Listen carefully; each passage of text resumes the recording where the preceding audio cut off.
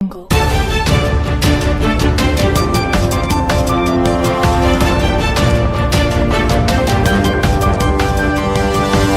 Audio Jungle.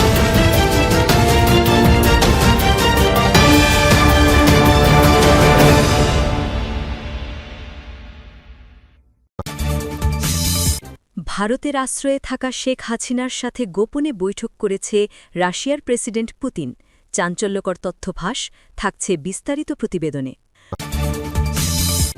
ভারতের আশ্রয়ে থাকা শেখ হাসিনার সঙ্গে পুতিনের গোপন বৈঠক কি বাস্তব নাকি রাজনৈতিক গল্প? বাংলাদেশের রাজনীতি এমন এক পর্যায়ে এসে দাঁড়িয়েছে যেখানে প্রতিদিনই নতুন গল্প, নতুন গুঞ্জন, নতুন নাটক তৈরি হচ্ছে।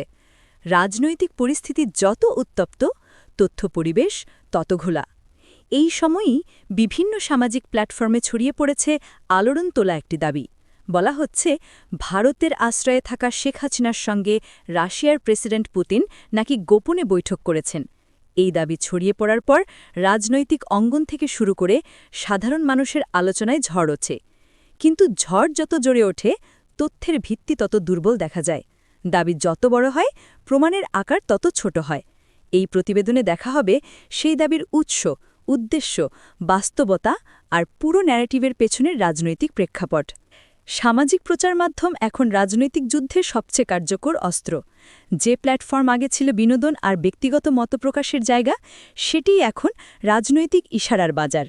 এই বাজারেই সর্বপ্রথম ছড়ায় এই তথাকথিত গোপন বৈঠকের দাবি। কোনো পরিচিত গণমাধ্যম নয়, কোনো প্রতিষ্ঠিত সাংবাদিক নয়, কোনো স্বীকৃত কূটনৈতিক সূত্র নয়, বরং এক অচেনা পেজ থেকে শুরু হওয়া এই প্রচারণা খুব দ্রুত ছড়িয়ে পড়ে। এরপর কয়েকটি পক্ষপাতদুষ্ট চ্যানেল সেই কথাকে ব্যবহার করে নিজেদের রাজনৈতিক বর্ণনা শক্তিশালী করার চেষ্টা করে। তাদের বক্তব্য স্পষ্ট, তারা চায় এই ধারণা রাজনৈতিক পরিসরে একটি নতুন মনস্তাত্ত্বিক চাপে পরিণত হোক। এমন সময়ে প্রশ্ন ওঠে, প্রকৃতপক্ষে কি এমন বৈঠক হতে পারে? ভারতের মাটিতে বিদেশি নেতাদের যাতায়াত অত্যন্ত কঠোর নিরাপত্তা ও রাষ্ট্রীয় প্রোটোকলের অধীন। সেই প্রোটোকল অনুসরণ না করে একজন শক্তিধর রাষ্ট্রনেতা গোপনে কোথাও প্রবেশ করবে, তা হওয়ার সম্ভাবনা একেবারেই ক্ষীণ। এই ধরনের সফর হলে তা সাধারণত বহুস্তরের নিরাপত্তা ও দাপ্তরিক প্রস্তুতির মধ্য দিয়ে হয়। অনেক সময় সেই প্রস্তুতির অল্প একটু অংশও মিডিয়ার নজর এড়ায় না। কিন্তু এখানে বৈঠক তো দূরের কথা, এমনকি কোনো আনুষ্ঠানিক সূত্রও বিষয়টির অস্তিত্ব স্বীকার করে না। রাশিয়ার বৈদেশিক নীতিও এই ধরনের গোপন সফরের সঙ্গে যায় না। রাশিয়া কৌশলগত সম্পর্ককে গুরুত্ব দেয় রাষ্ট্রের ভিত্তিতে, ব্যক্তির ভিত্তিতে নয়। তাদের লক্ষ্য নিরাপত্তা, জ্বালানি, পরমাণু প্রযুক্তি, সামরিক সম্পর্ক ও ভূরাজনৈতিক ভারসাম্য বজায় রাখা। ফলে তারা এমন একটু রাজনৈতিক বাস্তবতার সঙ্গে জড়াতে চাইবে না, যেখানে অন্য দেশের অভ্যন্তরীণ অস্থিরতার মধ্যে কোনো ব্যক্তি নীরবে আশ্রয়ে থেকে গোপনেভাবে রাষ্ট্রনেতাদের সঙ্গে বৈঠক করেন। এটি রাশিয়ার কূটনৈতিক আচরণের সঙ্গে সাংঘর্ষিক। এদিকে ভারতের ক্ষেত্রেও পরিস্থিতি একই। ভারত কখনও তার ভূখণ্ডে অন্য দেশের নেতাদের সঙ্গে এভাবে গোপন বৈঠককে অনুমতি দেবে না। ভারতের কূটনীতি সবসময় ভারসাম্যপূর্ণ এবং উন্মুক্ত তথ্য প্রক্রিয়ার কাছাকাছি থাকে।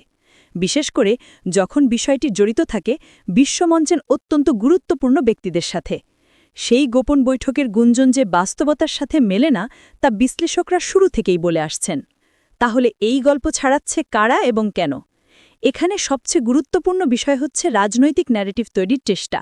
যখন একটি রাজনৈতিক পক্ষ কঠিন সময়ের মধ্যে দিয়ে যায়, তখন তার সমর্থকদের মাঝে মনস্তাত্ত্বিক শক্তি ধরে রাখা অত্যন্ত গুরুত্বপূর্ণ। সমর্থকদের মাঝে যদি এমন একটি ধারণা প্রতিষ্ঠিত করা যায় যে একটি শক্তিধর রাষ্ট্র এখনও তাদের পছন্দের নেতার পাশে আছে, তবে রাজনৈতিক চাপ কিছুটা কমে যায়। এটাই এই গুঞ্জনের প্রধান লক্ষ্য হতে পারে। এটি বাস্তব ঘটনা না হলেও সমর্থক গোষ্ঠীর মনস্তত্ত্বে একটি স্থিরতা আনার চেষ্টাই চালানো হচ্ছে। অন্যদিকে এই ধরনের গুজব ছড়ানো প্রতিপক্ষকে অস্থির করতেও কার্যকর। কারণ প্রতিপক্ষ যখন দেখে যে বিশ্বশক্তিকে জড়ানো হচ্ছে, তখন তারা মনে করে আন্তর্জাতিক সমীকরণ তাদের বিপক্ষে যাচ্ছে। এতে উত্তেজনা বাড়ে, কথার যুদ্ধ বৃদ্ধি পায় এবং রাজনৈতিক মাঠ আরও অস্থিতিশীল হয়ে দাঁড়ায়। এই অস্থিতিশীলতা সৃষ্টি করাই অনেক সময় গুজব ছড়ানোর উদ্দেশ্য হয়ে দাঁড়ায়। গুজব ছড়ানোর আরেকটি প্রচলিত কৌশল হল জনগণের দৃষ্টি অন্যদিকে সরিয়ে দেওয়া। যখন দেশের ভিতরে কোনো সংবেদনশীল বিষয় নিয়ে আলোচনা জোরদার হয় তখন একটি বড়সড় বিদেশি শক্তি নির্ভর গল্প ছুড়ে দেওয়া হলে সেই আলোচনার দিক বদলে যায়, মানুষ অন্যদিকে মনোযোগ দেয়। এই কৌশল পূর্বেও বহুবার ব্যবহার হয়েছে, এখনও হচ্ছে। গুজবে বিশ্বশক্তির নাম জড়ানো বাংলাদেশের রাজনৈতিক সংস্কৃতিতে খুব সাধারণ বিষয়। আন্তর্জাতিক পর্যায়ের বড় বড় নেতাদের সাথে সম্পর্কের গল্প ঘুরে বেড়ানো এখন যেন নিয়মিত ব্যাপার। এক যুগ আগে যেমন বলা হতো অমুক দেশের সমর্থন আছে, কিছুদিন পর বলা হতো অন্য দেশের বিশেষ দূত গোপনে এসেছে। আর এই ধরনের গল্পে বহু সময় দেখা গেছে কোনো প্রমাণ থাকে না, থাকে শুধু ন্যারেটিভ। আর জনগণও বহু সময়ই বাস্তবতার চেয়ে গল্প শুনতে বেশি আগ্রহী হয়ে ওঠে। কারণ গল্পে নাটক আছে, উত্তেজনা আছে, বিপ্লব আছে, আবার আছে রাজনৈতিক রসায়ন। কিন্তু সত্য অনেক সময় গল্পের মতো রঙিন হয় না। এই গল্পেও সেই একই রঙিন বর্ণনা যুক্ত করা হয়েছে। বলা হয়েছে বৈঠক গোপনে হয়েছে, বলা হয়েছে ভারত বিষয়টি লক্ষ্য করেনি, বলা হয়েছে পুতিন নীরবে এসে চলে গেছেন।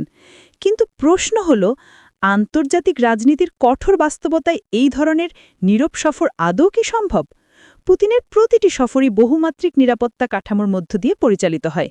এমনকি রাষ্ট্রীয় বিমানের যাতায়াত, কনভয়, নিরাপত্তা টিম, বিশেষ বাহিনী এসবই বহুস্তরের সমন্বয় ছাড়া সম্ভব নয়। এতে গোপনীয়তার ধারণা কার্যত অচল হয়ে যায়। এই ধরনের গুজব ছড়ানোর আরেকটি দিক হল পরিচিত বিভ্রান্তি কৌশল। যে কৌশলে কোনো তথ্যের সত্যতা যাচাইয়ের আগেই তা বিপুল সংখ্যক মানুষের কাছে পৌঁছে দেওয়া হয়। এর ফলে মানুষের মনের ভিতর একটি বিভ্রান্তির বীজ গেঁথে যায়। পরে যদি প্রমাণও না পাওয়া যায়, তবুও মানুষ প্রথম শোনা কথাটিই মনে রাখে। সামাজিক মনস্তত্ত্ব এই প্রবণতা বহুবার প্রমাণিত। তাই এই প্রচারণাকে শুধু পলিটিক্যাল গুজব বললে ভুল হবে। এটি একটি মনস্তাত্ত্বিক প্রভাব তৈরির কৌশল। বাংলাদেশের গণমাধ্যম পরিবেশ এখন এমন এক অবস্থায় আছে যেখানে প্রতিটি পক্ষ চায় নিজের বর্ণনাটিই প্রতিষ্ঠিত করতে।